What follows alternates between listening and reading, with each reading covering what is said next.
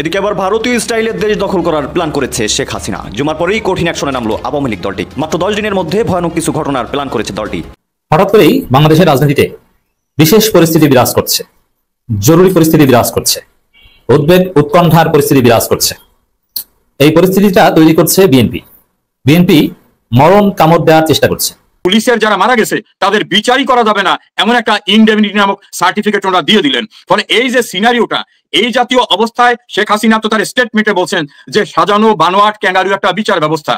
আইনগতভাবে যে কয়টা হত্যা হয়েছে আমাদের দেশের সংবিধান অনুযায়ী কোনো অপরাধকে দায় মুক্তি দেওয়ার কোনো সুযোগ নাই। রয়টার্স হয়তো বোঝাতে চেয়েছে যে শেখ হাসিনা আন্তর্জাতিক অঙ্গনে এতটাই প্রাসঙ্গিক যে যতই ডক্টর ইউনূস নিজেকে আন্তর্জাতিক খেলোয়াড় মনে করুন না কেন, শেখ হাসিনা এবং তার দলকে পাশ কাটিয়ে বাংলাদেশে গণতন্ত্র, স্থিতিশীলতা, রাজনীতি, উন্নয়ন কিছুই ফিরবে না।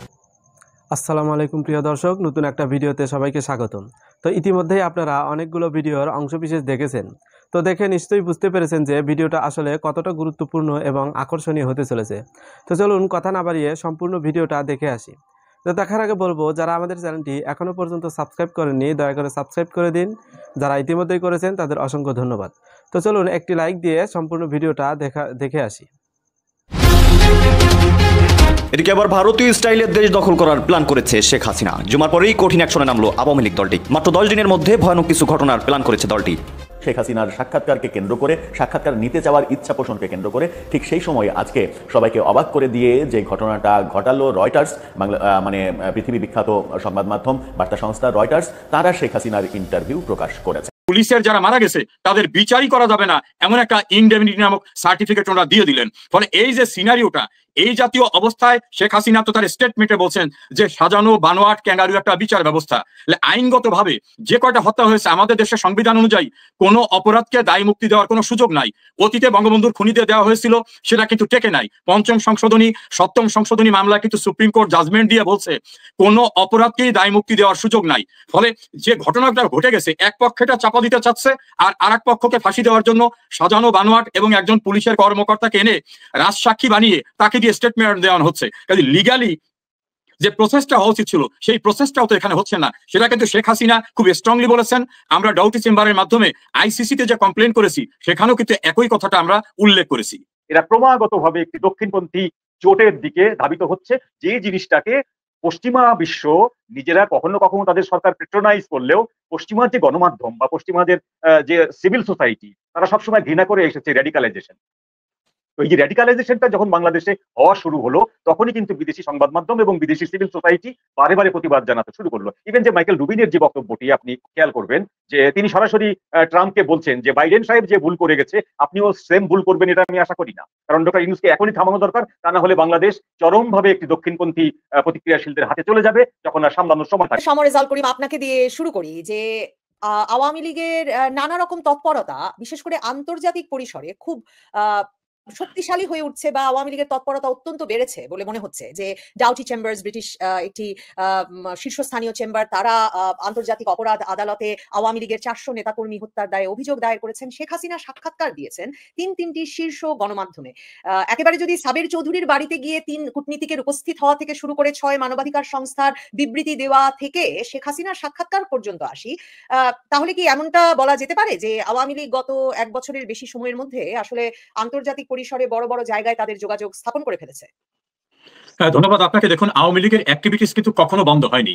একটা নির্মম নির্দয় নির্যাতন চলছিল শেখ হাসিনাকে 2024 সালের অগস্টে ক্ষমতা থেকে সরিয়ে দেওয়ার পূর্ব এবং পরবর্তী ধারাবাহিকতায় রাষ্ট্রযন্ত্র এবং আওয়ামী লীগের যারা রাজনৈতিক প্রতিপক্ষ, তারা সম্মিলিতভাবে দেশে এবং দেশের বাইরের শক্তি একত্রিত হয়ে যে অকল্পনীয় টর্চারটা শুরু করেছিল, সেই কারণে আওয়ামী লীগ একটু স্পেস খুঁজছিল, ভিতরে ভিতরে প্রস্তুতি ছিল। আওয়ামী লীগের অ্যাক্টিভিটিস কখনো বন্ধ হয় নাই। একথাটা এই কারণে বলছি যে আওয়ামী লীগ সেই 1949 সালের 23শে জুন তৈরির পরের থেকে মাটি ও মানুষের সঙ্গে সমস্ত কিছু নিয়ে সম্পৃক্ত রয়েছে। আন্দোলন সংগ্রাম, বাঙালি জাতির ইতিহাসের যা কিছু গৌরবময় অর্জন, সবকিছু করতে আওয়ামী লীগ যে ভূমিকাটা রেখেছে, এর ফলে প্রতিটি গ্রামে গঞ্জে শহরে নগরে বন্দরে সর্বত্রই আওয়ামী লীগ আছে। ধরুন, বাইরে বলবে তো মিছিল করো না, ঘরের ভিতরে আমরা যারা পরিবার নিয়ে জীবনযাপন করি বা অন্যরা করে, যারা আওয়ামী লীগ করে, তারা ঘরের ভিতরে তো আওয়ামী লীগ নিয়ে আলোচনা করতেছে, আত্মীয় স্বজন নিয়ে আওয়ামী লীগ নিয়ে আলোচনা করতেছে, সামাজিক অনুষ্ঠানের ভিতরে আলোচনা করতেছে। ফরমাল হয়তো প্রোগ্রাম করতে দিচ্ছে না। তারপর ধারাবাহিকভাবে আমরা ধীরে ধীরে রাস্তায় মিছিল করা শুরু করলাম, আমরা ডিজিটাল প্ল্যাটফর্ম ব্যবহার করে সেখানে কথা বলা শুরু করলাম। এর পরবর্তীতে আমাদের দলীয় প্রধান কথা বলা শুরু করলেন, দলের নেতৃবৃন্দরা শুরু করলেন। এখন ঢাকায় রাস্তায় বড় বড় মিছিল হচ্ছে, বিশাল বিশাল মিছিল হচ্ছে। আর দেশের বাইরে আপনি নিশ্চয়ই লক্ষ্য করেছেন যে লন্ডনের ট্রাফেলগার স্কোয়ার থেকে শুরু করে পার্লামেন্ট হাউস পর্যন্ত লন্ডনের ইতিহাসে সবচেয়ে বড় সমাবেশ হয়েছে অবৈধ ক্ষমতা দখলদার ইউনূস সরকারের বিরুদ্ধে, বাংলাদেশের মানবাধিকার লঙ্ঘন, গণতান্ত্রিক ধ্বংসের বিরুদ্ধে। একইভাবে আমেরিকায় হয়েছে, বিভিন্ন দেশে হচ্ছে। অর্থাৎ দেশে, দেশের বাইরে আমাদের কার্যক্রম সর্বত্র চলছে। এখন লিগ্যাল প্রসেসে বাংলাদেশে যেহেতু বিচার বিভাগ টোটালি আজ্ঞাবহ এবং আন্ডারমাইন্ড করে রাখা হয়েছে, মবের দ্বারা নিয়ন্ত্রিত হয় বিচার বিভাগ, প্রধান বিচারপতি সহ অন্যান্য বিচারকদেরকে জোর করে তাড়িয়ে দেওয়া, প্রায় 25 জন বিচারককে কর্মহীন করা, 4 জনকে জোর করে রিজাইন দিতে বাধ্য করা, 18 জনকে বাধ্যতামূলক অবসরে পাঠিয়ে দেওয়া সহ টোটাল জুডিশিয়ারিটা এখন নিয়ন্ত্রিত হচ্ছে এই অবৈধ ক্ষমতা দখলদারদের কারণে। ফলে বাংলাদেশে তো আমাদের কোনো লিগ্যাল রিমেডির স্পেস নাই। সে কারণেই আমরা একে একে বাইরের যে সকল কর্তৃপক্ষ আছে তাদেরকে জানাচ্ছি, তার একটা চূড়ান্ত স্টেজ হচ্ছে যে আমরা আইসিসিতে আওয়ামী লীগের পক্ষ থেকে জানেন, আপনি নিজেও জানেন যে ডাউটি স্ট্রিট চেম্বারের স্টিভেন পাউলস কেসিকে দিয়ে আমরা কমপ্লেইন করেছি যে ইউনূস সরকার এবং তাদের লোকরা যেভাবে মানবতা বিরোধী অপরাধ করছে, আমাদের লোকজনদের হত্যা করা, বিচার বিভাগকে আজ্ঞাবহ করা, দেশের ভিতর নৈরাজ্য সৃষ্টি করা, গণতন্ত্র ধ্বংস করা, পুলিশ কাস্টডিতে অর্থাৎ গভর্নমেন্টের কাস্টডিতে থাকা লোকদেরকে মেরে ফেলা সহ যে অন্যায় করতেছে, সেই অন্যায়টা বিশ্ববাসীকে জানাতে চাই। একইভাবে আমরা কিন্তু ব্রিটিশ প্রধানমন্ত্রীকে আনুষ্ঠানিকভাবে জানিয়েছিলাম। আমার মনে হয় যে এই কারণে ইউনূস ব্রিটেনে আসার পরে ব্রিটিশ প্রধানমন্ত্রী, এটা আমার অনুমান, প্রধানমন্ত্রী তাকে দেখা করতে অস্বীকার করেছেন। কদিন পূর্বে তিনি আরেকটা দেশে গেছিলেন, সেখানে প্রাইম মিনিস্টার কিন্তু তার সঙ্গে দেখা করেনি। অর্থাৎ ইউনূসের যে স্বরূপটা, সে যে কি প্রকৃতির মানুষ, এটা অতীতে যারা জানতেন না তারা জানার পরে মুখ ফিরিয়ে নিয়েছেন। এবং বাংলাদেশে যারা ইউনূসকে মনে করতেন যে স্বর্গের থেকে নেমে আসা দেবদূত, দেশটাকে একেবারে প্যারাডাইসে পরিণত করবে, তারাই এখন বলতেছে যে ইউনূস একটা ভয়ঙ্কর বাটপার, একে যা আমরা মনে করেছিলাম যে তা না।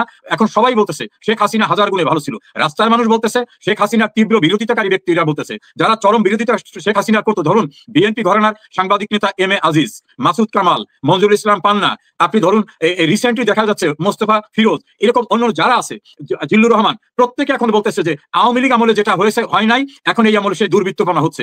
এমনকি অনলাইন অ্যাক্টিভিস্ট যারা শেখ হাসিনার বিরুদ্ধে থেকে ভয়ঙ্কর পরিস্থিতি সৃষ্টি করতো, সেই ইলিয়াস, কনক সরোয়ার, পিনাকি ভট্টাচার্য, তারাই তো এখন বলতেছে। এবং ইলিয়াসের একটা ভিডিওতে দেখলাম, তিনি বলছেন যে আওয়ামী লীগের দীর্ঘ আমলে যা হয়নি, ইউনূস 1 বছরের ভিতর সেই দুষ্কর্ম করেছে। ফলে আমাদের অ্যাক্টিভিটিসটা আমরা দেশের ভিতরে, ইন্টারন্যাশনালি, কারণ পৃথিবীটা এখন একটা গ্লোবাল ভিলেজ, সবাইকে বিষয়গুলো জানাতে হবে এবং সেখানেও প্রতিকার চাইতে হবে। আমরা অন্য একটা কারণও মনে করি, এই কারণে মনে করি যে ইউনূস যে এস্টাবলিশড হয়েছিল বাংলাদেশে, সেটা তো তার মেটিকুলাস ডিজাইনে ছিল।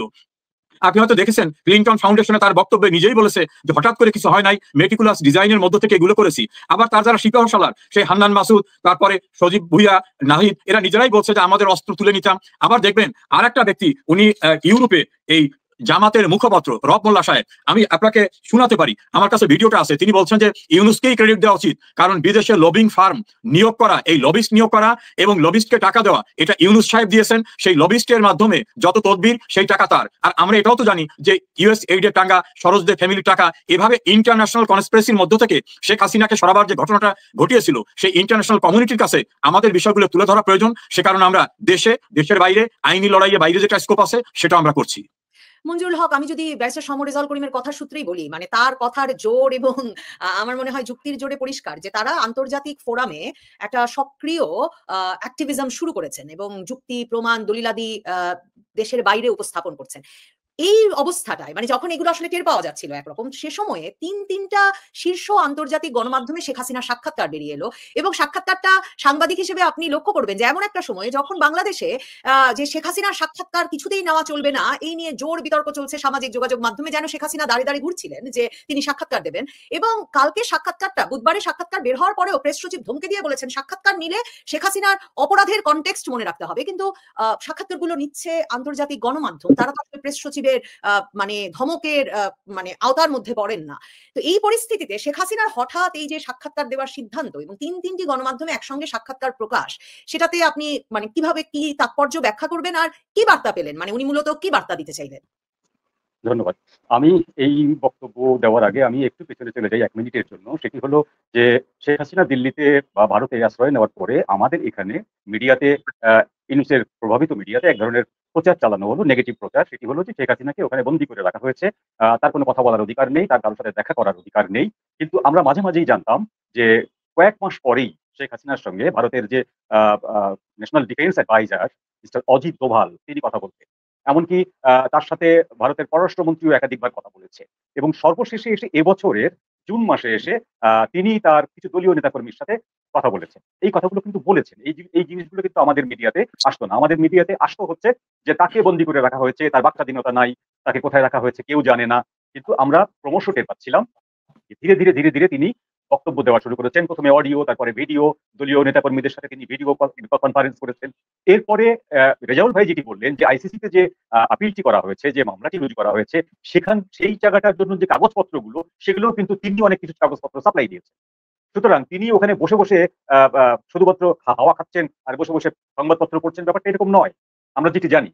তো এখন যে ঘটনা ঘটেছে, যে এই যে গত 29 তারিখ মানে গতকালকের যে ঘটনাটি ঘটেছে, এই ঘটনাটির প্ল্যাটফর্ম তৈরি করেছে কিন্তু 6 দিন আগে সজীব ওয়াজেদ জয়ের যে সাক্ষাৎকারটি এপিতে দিয়েছিলেন তিনি, সেই জায়গাটা আপনি খেয়াল করে দেখবেন যে সেইখানে যে পয়েন্টস গুলো উঠে এসেছিল, শেখ হাসিনা 29 তারিখে এসে সেই পয়েন্টস গুলোর উপরে বেশি করে জোর দিচ্ছেন।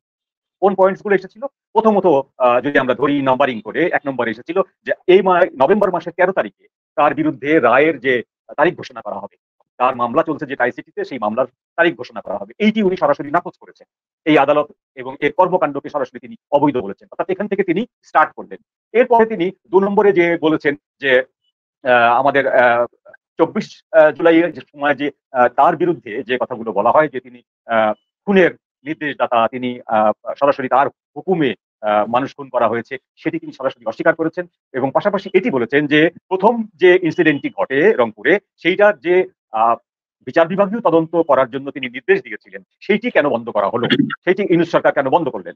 তৃতীয়ত তিনি বলেছেন যে আওয়ামী লীগের অঙ্গ সংগঠন নিষিদ্ধ করা, আওয়ামী লীগের সকল কার্যক্রমকে নিষিদ্ধ করা, এইটি হচ্ছে সরাসরি একটি ফ্যাসিস্ট কার্যকলাপ, এটি তিনি তীব্র নিন্দা করেছেন। এই 3টি পয়েন্টকে তিনি স্টার্টার ধরে এরপরে বাকি আলোচনাগুলো করেছেন যে আবার আওয়ামী লীগকে যদি স্বাভাবিকভাবে নির্বাচন করতে না দেওয়া হয়, তাহলে আওয়ামী লীগের যে বিশাল সংখ্যক জনগোষ্ঠী আছে, সমর্থক আছে, এই সমর্থকরা ভোট বয়কট করবে এবং এই ভোট বয়কট করার ফলে ইউনূসের যে ভোটটি তারা বলবে যে নির্বাচনটি গ্রহণযোগ্য হয়েছে, সেই নির্বাচনটি আসলে গ্রহণযোগ্য হবে না এবং সেটি আন্তর্জাতিক পরিমণ্ডলেও গৃহীত হবে না। এটি দিয়ে তিনি শুরু করেছেন। আমি এর ভিতরে পজিটিভ যে বিষয়টি দেখি, সেই বিষয়টি হলো যে আন্তর্জাতিক মাধ্যমগুলো এর আগে ইউনূসের কথা শুনবে না হাসিনার কথা শুনবে না বাংলাদেশ সরকারের কথা শুনবে, এরকম একটি টালোমালো অবস্থায় ছিল। তারা কিন্তু অবস্থা পর্যবেক্ষণ করছিল, কিন্তু দিনের পর দিন বাংলাদেশের যে ঘটনাগুলো যখন আন্তর্জাতিকভাবে প্রকাশিত হতে শুরু করলো একের পর এক, তখন তো তারা আমাদের মিডিয়ার মতো তো তারা কোনো চাপে নেই। আমাদের মিডিয়া যেমন নানাবিধ চাপে থাকে, তারা তো কোনো চাপে নেই। তারা তখন চিন্তা করলো যে এই বিষয়টিকে এখন তুলে আনা দরকার, কারণ সামনে নির্বাচন। এই সময় যদি তুলে না আনা হয়, তাহলে বাংলাদেশের জন্য যে যেটা কালো অধ্যায় রচিত হবে, সেই কালো অধ্যায় থেকে কিন্তু পশ্চিমারাও কিন্তু কেউ রেহাই পাবে না, কারণ সবাই সবার সাথে গ্লোবাল ভিলেজের সাথে জড়িত। এই জায়গায় আমি যদি ব্যারিস্টার সমরেশ আপনার কাছে যাই, মঞ্জুরুল হক সজীব ওয়াজেদ জয়ের সাক্ষাৎকারটাও মনে করিয়েছেন। সজীব ওয়াজেদ জয়ের সাক্ষাৎকারে আমার খুব ইন্টারেস্টিং লেগেছে যে উনি বলেছেন যে আওয়ামী লীগ ছাড়া নির্বাচন হলে তো শ্যাম হবেই, মানে একটা ভুয়া নির্বাচন হবেই, এমনকি শেষ মুহূর্তে যদি আওয়ামী লীগকে অনুমোদন দেওয়া হয় তাহলেও নির্বাচনটা শ্যাম হবে, কারণ তাদের এখন রাজনৈতিক কর্মকাণ্ড চালানোর স্বাধীনতা নাই, কাজে কোনো প্রস্তুতিবিহীন ভাবে আওয়ামী লীগ নির্বাচনে গেলে সেটাও শ্যাম হবে। আবার শেখ হাসিনার সাক্ষাৎকারে শেখ হাসিনা বলছেন যে তারা এখনো আশা করছেন গুড সেন্স উইল প্রিভেইল, শেষ পর্যন্ত সুবিবেচনা কাজ করবে এবং আওয়ামী লীগ নির্বাচনে যোগ দেওয়ার অনুমোদন পাবে। মানে আপনারা কি নির্বাচন এই 2026-এর ফেব্রুয়ারির নির্বাচনে আওয়ামী লীগ যাবে সেই প্রত্যাশা নিয়ে কাজ করছেন? দেখুন, এই জায়গায় একটু সাপ্লিমেন্ট করি আপনার কথায়। শেখ হাসিনার ইন্টারভিউতে তিনি কিন্তু পরিষ্কারভাবে বলছেন যে যাদের লেজিটিমেসি আছে নির্বাচনটা তাদের অধীনে হতে হবে। ডক্টর ইউনূস অবৈধ দখলদার, তিনি কিভাবে ক্ষমতা দখল করেছেন এটা শেখ হাসিনা বিভিন্নভাবে বলেছেন এবং 3টা মিডিয়ায় যিনি কথা বলেছেন, এটা তো লম্বা একটা ইন্টারভিউ, তার ভিতরে কিন্তু তিনি ইঙ্গিত দিয়েছেন যে ইউনূসের অধীনে কোনো নির্বাচন নয়। নেত্রী এমন কথাও বলছেন যে আওয়ামী লীগকে মাইনাস করে অথবা যাদের লেজিটিমেসি আসবে না, যাদের ভোটারদের স্বীকৃতি থাকবে না, এমন কেউ যদি নির্বাচনে আয়োজন করে বা গভর্নমেন্টও ফর্ম করে, সেটাকেও যে গ্রহণ করা হবে না, এই কথাটা তিনি ইঙ্গিত দিয়ে বলছেন। আওয়ামী লীগ ভোটের মাধ্যমে রাজনীতি করায় বিশ্বাস করে।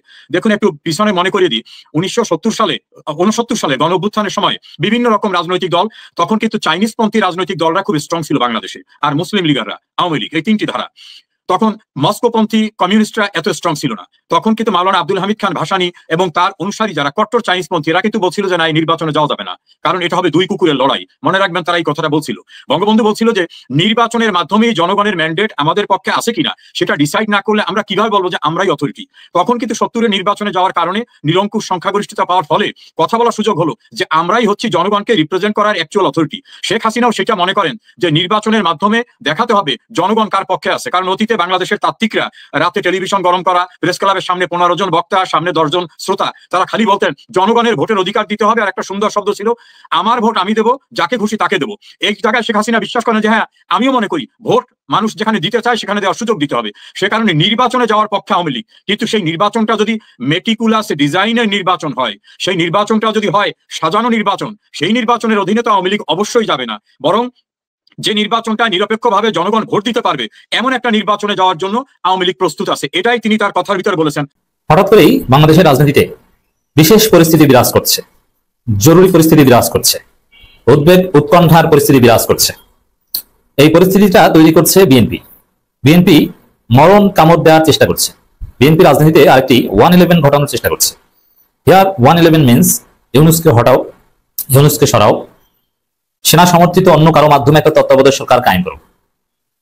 এই বিষয়ে বিএনপির গোপন মিটিং হয়েছে, যারা জানেন না আপনাদের অবগতির জন্য জানাচ্ছি। বিএনপি স্থায়ী কমিটি একটা মিটিং করেছে, সেখানে তারেক রহমান নিজেই কানেক্টেড ছিলেন। তাদের সাব কথা যে ইউনূস সরকারের লেজিটিমেসি নাই, তাদের বৈধতা নাই। ইউনূস সরকারের বৈধতা নিয়ে চ্যালেঞ্জ করছে জুলাই সনদ জারি, জুলাই সনদের আইনি ভিত্তি দেওয়ার এখতিয়ার নাকি ইউনূস সরকারের নাই। তার মানে বিএনপি একদম ইউনূসকে সরিয়ে দেওয়ার, ইউনূসকে হটানোর লাইনে গিয়েছে। এই ঘটনা টের পেয়েছেন প্রফেসর ইউনূস নিজে। টের পেয়ে ইউনূস সরকার আবার জরুরি ভিত্তিতে 3টে মিটিং করেছে।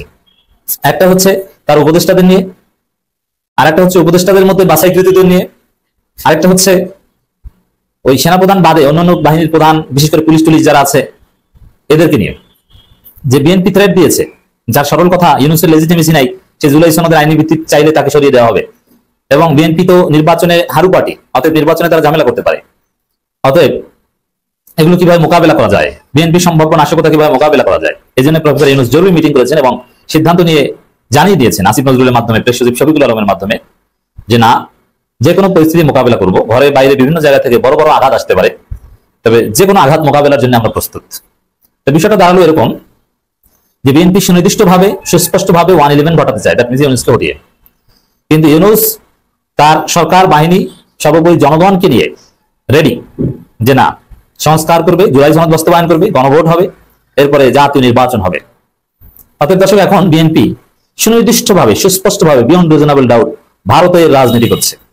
র যে অ্যাসাইনমেন্ট দিয়েছে বিএনপি আগে থেকেই রয়ের খপ্পরে, র যেটা শিখিয়ে দিয়েছে ওইটাই বিএনপি করছে, যে জুলাই সনদ ভুলিয়ে দাও, বলো আচ্ছা এই যে ইউনূস সরকারের এখতিয়ার নাই জুলাই সনদ জারি করার, অধ্যাদেশ জারি করার, বাস্তবায়ন করার, আইনি ভিত্তি দেওয়ার, এবং এটা নাকি রাষ্ট্রপতি দিতে হবে। ইউনূস সরকারের আইনি ভিত্তি দেওয়ার এখতিয়ারই নাই, আর অধ্যাদেশ জারি এটার এখতিয়ার আবার ইউনূসের নাই, এটা হচ্ছে রাষ্ট্রপতির। আচ্ছা, কার কাছে ইউনূস সরকারের এখতিয়ার নাই এটা জানেন? রয়ের কাছে, আর দুনিয়া সবার কাছে আছে। বিএনপি সাইন করছে তখন তো কোনো আপত্তি ছিল না, কিন্তু এখন আছে। অতএব বিএনপি 111 ঘটাতে চায়, ইউনূস সরকারকে হটাতে চায়, এটা আপনি নিশ্চিতভাবে ধরে রাখেন। এখন বিএনপি কি পারবে? কোশ্চিন কালেও পারবে না, কারণ জনগণ আছে ইউনূসের সাথে। 111 ঘটাবে কে? ওয়াকার পিঠের চামড়া থাকবে না, ওয়াকারের গাড়ির স্ক্রু থাকবে না, ওয়াকারের ঘরের দেয়ালের ইট থাকবে না, বাংলাদেশে কোনো অপকর্ম ঘটানো যাবে না।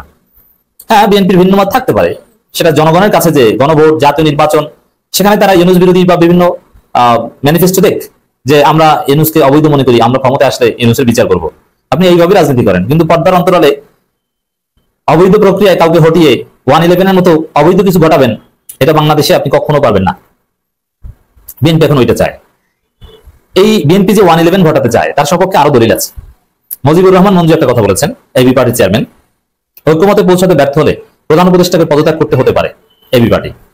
এখন ঐক্যমতে পৌঁছাতে ব্যর্থ হলে ইউনূস তো সব চেষ্টা করেছেন, এখন এটা কোনো কথা? ঐক্যমতে পৌঁছাতে ব্যর্থ হলে মানে ইউনূস বারবার তার ঐক্যমত কমিশনের মেয়াদ বাড়িয়ে ঐক্যমত করানোর চেষ্টা করেছে, তিনি আহ্বান জানিয়েছে, কিন্তু বিএনপি নোট অফ ডিসেন্ট দেয়, ঘাটতারামি করে, এইটা রাজি না সেইটা রাজি না, সব জায়গায় ঘাটতারামি করে, কোনো যুক্তির ধার ধারে না। এখন ঐক্যমত হতে পারেন শেষ পর্যন্ত, এটা তো রাজনৈতিক দলের দায়, ইউনূসের দায় কেন হবে? বরং ইউনূসের করণীয় কি? যে আমি চেষ্টা করেছি সবাইকে, যেমন বাবার করণীয় কি, যিনি শাসক তার করণীয় কি? সন্তানদের মধ্যে যখন একটা বিষয় কনফ্লিক্ট থাকে তখন রেজুলেট করার চেষ্টা করেছে, পারে নাই, তারপরে বাবা নিজে একটা সিদ্ধান্ত দিয়ে দিয়েছে, ঠিক আছে বাবারা তোমরা যেহেতু ঝগড়াঝাটি করছো, আমি তোমাদেরকে একটা সমাধান দিয়ে দিলাম। এটি তো ফেয়ার, এটি তো রুলারের কাজ, শাসকের কাজ। এখন ইউনূস এটাই করছেন।